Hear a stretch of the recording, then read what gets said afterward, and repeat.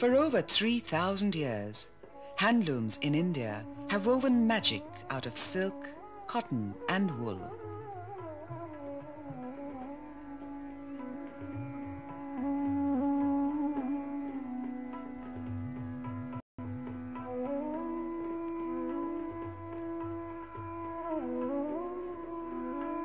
In all these years, little has changed in the design of the traditional loom.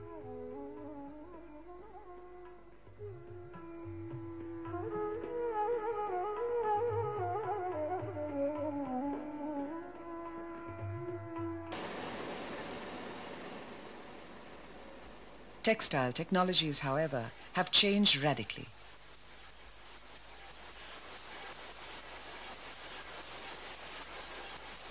Today, the power loom dominates Indian textiles, producing 72% of the country's total output. This is not a technological inevitability, but a vast human tragedy, a critical developmental challenge. The handloom is inextricably bound to the lives, the livelihood, and the destiny of millions of Indians. That is why Mahatma Gandhi put the humble charkha at the very center of India's struggle for freedom, transforming it into a powerful symbol of national pride and independence. Today, close to 4 million handlooms in the country create employment for over 10 million workers.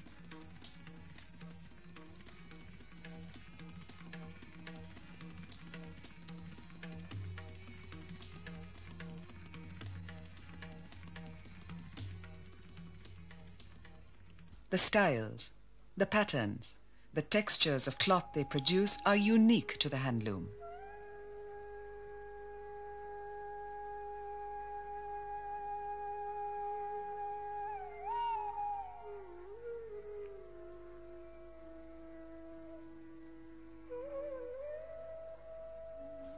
They simply cannot be reproduced on the power loom or in the mill sector.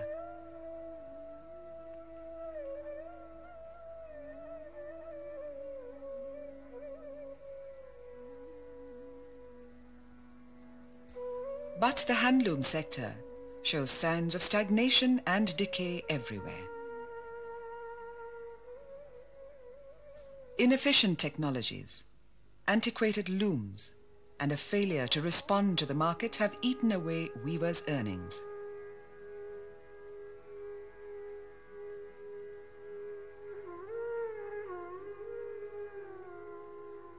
Every year, the shadow of poverty and destitution grows in the sector. Thousands of weavers abandon their traditional occupation to become agricultural and migrant laborers.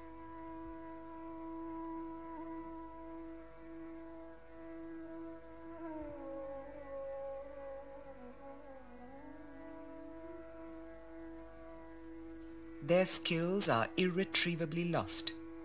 Their craft moves a step closer to extinction.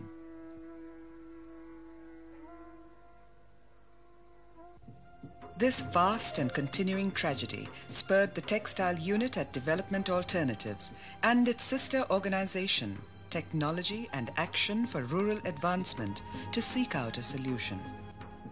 Years of experience in environmental protection and developmental work had shown that simple scientific solutions, appropriate technologies, could help solve apparently intransigent problems. Textile engineers at Development Alternatives set about to design an improved handloom. Its inspiration was drawn both from the distinctive advantages of the power loom and the inherent strengths of the traditional loom. The power loom offered higher speeds, greater productivity, and uniformity of weave. The traditional loom offered employment to millions and enormous flexibility in design and fabrics.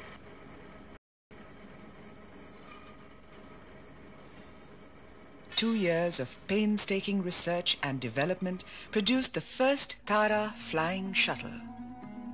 A steel-framed, 5-wheel drive, high-efficiency loom.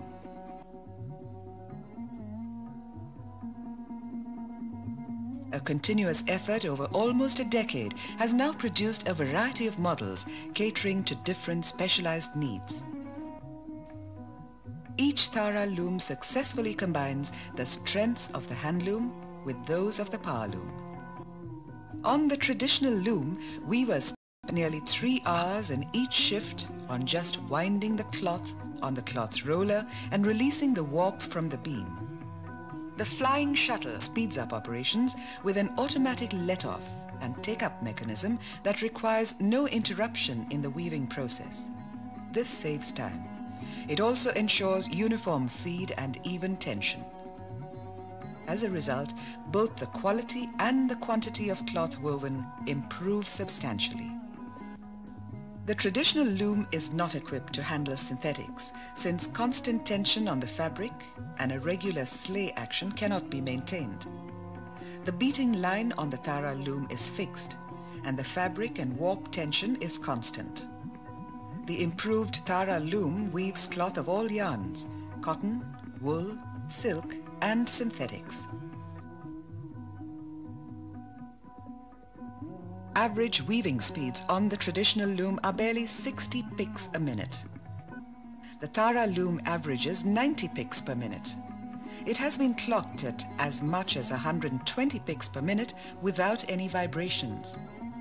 Its flywheel drive drastically cuts down the effort required to sustain the forward-backward motion of the sleigh, reducing fatigue.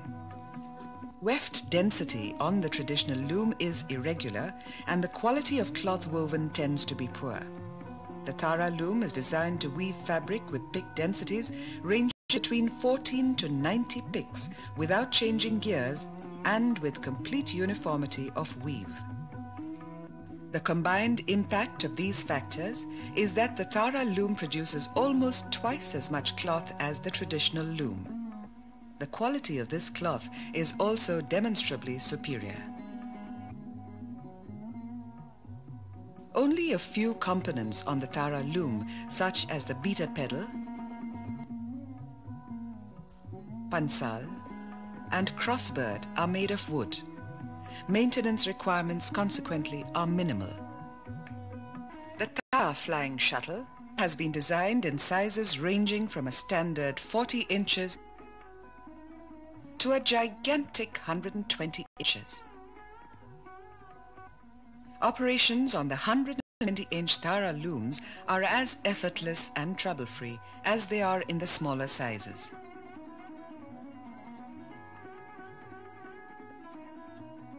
The warp beam on the Tara loom can accommodate as much as 700 meters of yarn, virtually the requirement for a month's steady weaving and more. The Tara loom is backed by the standardized all-metal Tara warp drum. This improved warp drum includes a mechanism that keeps count of each rotation.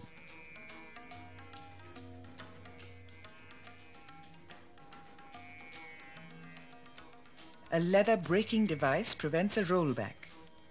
In combination, these innovations make operations easier and speed up the warping process. The Tara Pirni is a manually operated pern winder which can be used to feed any kind of loom.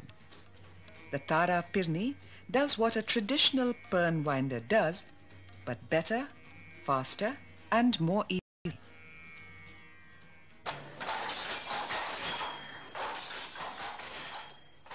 Further research with the Tara loom has made it compatible with the jacquard.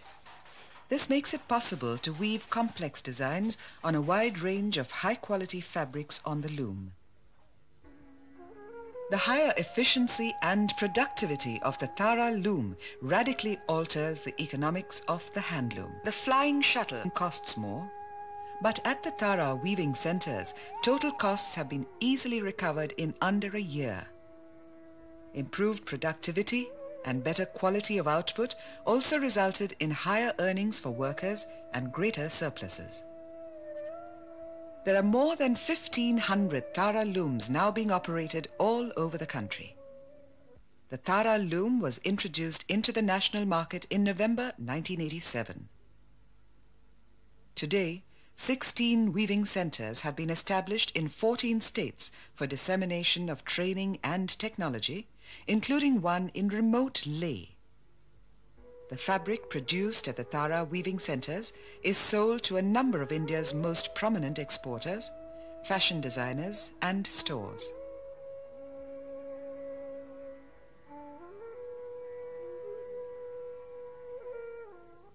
Tara looms have also been exported to a number of other countries, including the United States of America, Burkina Faso, Trinidad and Tobago, and Jordan. Wider use of the Tara loom among weavers can check their progressive pauperization and, in some measure, the decay of the village economy itself. The handloom industry is a labor-intensive sector with very low capital requirements. Moreover, it is not dependent on the availability of power or fossil fuels. Its development, consequently, dovetails perfectly with the environmental and developmental goals of the country at large.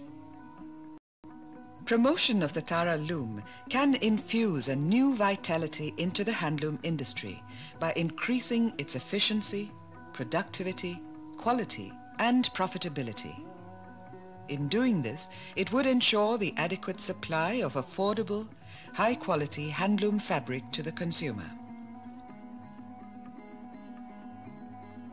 Fabric suited to our climatic conditions and to contemporary tastes.